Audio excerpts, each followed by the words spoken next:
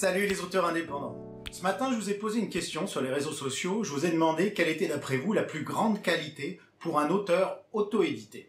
Alors vous avez été nombreux à me répondre: la persévérance, la polyvalence, l'humilité, la confiance en soi, la patience d'écrire, tout ça, ce qui sont toutes de bonnes réponses, en tout cas je pense, mais je voulais vous donner mon opinion sur ce qu'est, d'après moi, la plus grande qualité pour un auteur auto-édité. Vous l'avez certainement entendu déjà des dizaines de fois, mais je vais le redire parce que c'est très important de le savoir quand on se lance dans cette activité. Quand on est un auteur auto-édité, on est un écrivain, c'est vrai, mais on est aussi un entrepreneur. Or, un entrepreneur, c'est pas quelqu'un qui se balade en costard-cravate avec un attaché-case ou qui va donner des ordres à du personnel. Non, ça c'est un cliché. Un véritable entrepreneur, c'est quelqu'un qui va faire preuve de proactivité. Alors la proactivité, qu'est-ce que c'est? Eh bien, c'est un facteur tellement important que Stephen Covey, dans son excellent livre « Les 7 habitudes de ceux qui réussissent », l'a placé comme étant la première des habitudes à prendre, la première des habitudes à avoir. Alors, ce n'est pas seulement faire preuve d'initiative ou être efficace.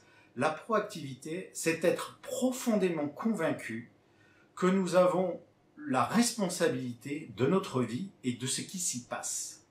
Un auteur réactif, ça va être quelqu'un qui va attendre que son environnement, le public, les lecteurs, les éditeurs, les libraires, le gouvernement peut-être, lui disent ce qu'il doit faire. Il va être en attente de son environnement, de ce qui l'entoure.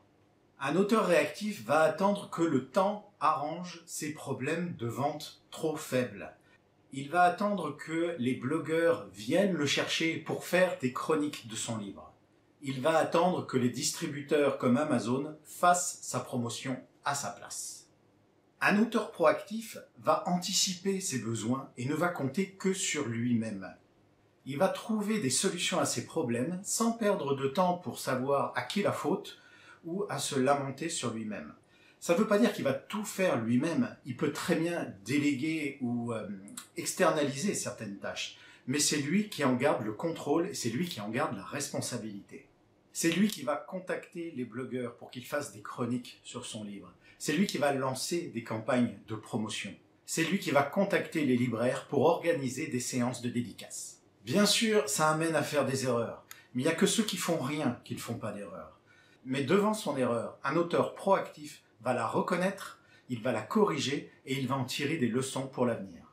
C'est pour toutes ces raisons que je pense que la proactivité est la qualité la plus importante pour un auteur auto-édité.